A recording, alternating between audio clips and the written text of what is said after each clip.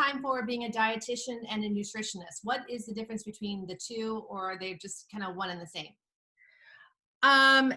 No, they're not one and the same. It really depends on what state you're in because it depends on the regulations and the licensure in the states.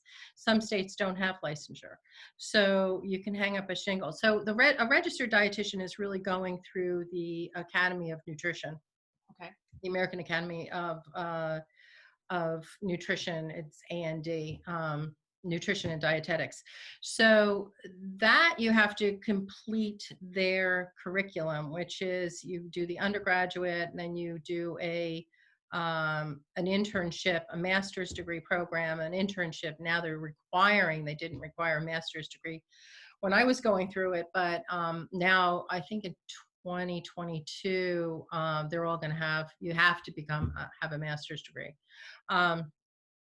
So you have to complete that through the American Dietetic Association, which is now the A&D.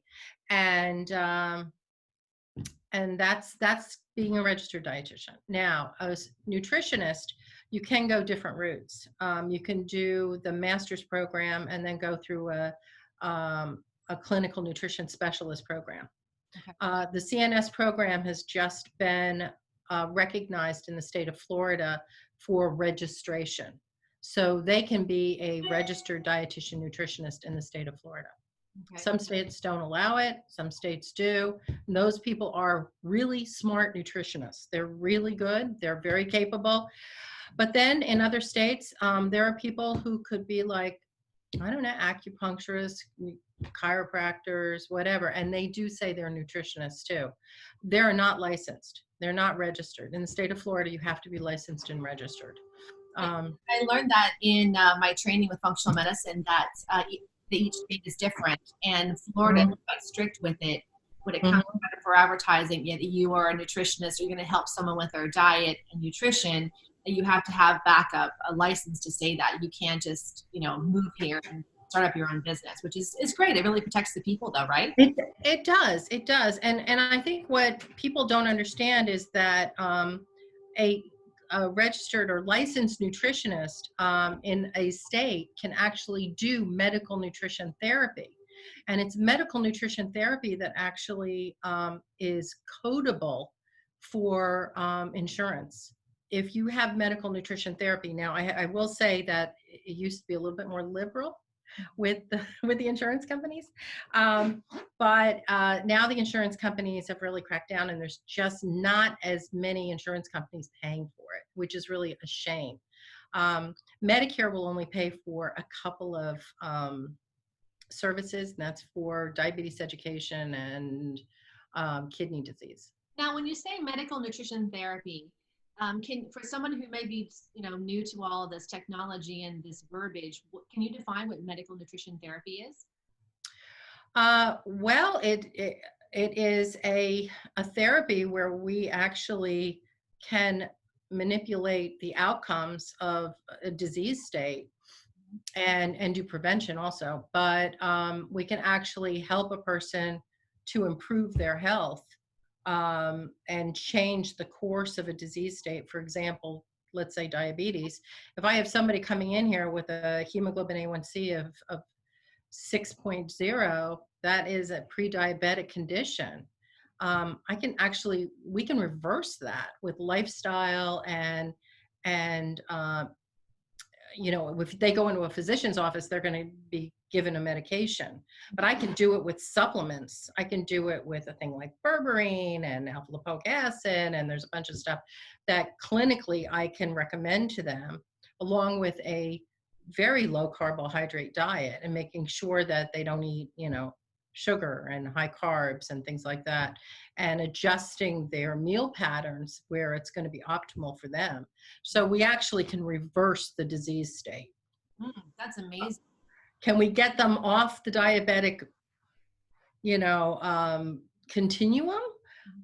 Probably not, because they're probably have, genetic predisposition to it. If they start gaining weight, they might have insulin resistance. But if we can keep their weight down, and we can keep their their diet under control, and then watch what they're doing with supplementation. So here's another great example of this. As a nutritionist, I'm really looking at micronutrients. I Mhm. look at macros too, but I'm looking at micros. And I'm seeing that there's so many people who are deficient in certain vitamins and minerals. And for example, chromium is extremely important in somebody who has insulin resistance. You have to have chromium to get that that insulin and sugar into the cells. Mhm. And so one of the things that we do is we just, we can do a micronutrient analysis test, or I just can say, okay, let's give you 200 milligrams of chromium 3 times a day, and let's see if it improves your blood sugar. In many cases, it does. Wow, something so simple. Who would have even thought that? I mean, my dad was diagnosed with diabetes too many years ago, and he's been able to maintain that with just a diet, exercise, so that he didn't have to go into the level of diabetes 1 and insulin shots. And he was very relieved that just by minor weight loss, minor food adjustments, and just getting exercise. I mean, that's as simple as it was for him. A lot of times we'll see patients who could do it just with, diet and exercise. But then there's other ones that are just so stubborn, and you've got to get to the root cause. And it could be because of the fact that they're not absorbing vitamins or minerals the way they should. They need more of it because of genetic issues. It's just we've got to drill down, and that's basically what I do. I take the time to drill down, and that's medical nutrition therapy. I mean, what you're doing is like health coaching, where you can say, okay, we can change diet, we can change the macros, we can drop down and use a lower carbohydrate diet. You can help them with grocery shopping and stuff like that, but we're getting into the biochemistry of it. We're getting into the cellular level, and that's what medical nutrition therapy does. Now, when you're talking about drilling down into the micros, was that something that came to you and your awareness when you made that shift into functional medicine? And is that where that all came in from? Yeah, I mean, I was trained in it, but you don't use that even in long-term care. I mean, we do check labs, and I look at things like, vitamin D levels and stuff like that. But the problem is conventional medicine, and especially when you're looking at long-term care, that's one of the reasons why I got out of long-term care, is because we saw patients who were presenting with more depression and maybe anxiety or something like that. And I'd be sitting in these care team meetings with all the physical therapist and the nursing staff, and you have to have these meetings every 3 months for each patient. So when you're reviewing the chart and sitting in on these meetings, and you're hearing all these symptoms, and you're saying, okay, somebody's now diagnosed with depression, and I pipe up and say, well, did you check their vitamin D level? And they look at me and say, we don't do that. And I'm like, well, what do you mean you don't do that? And they said, well, Medicare doesn't cover it.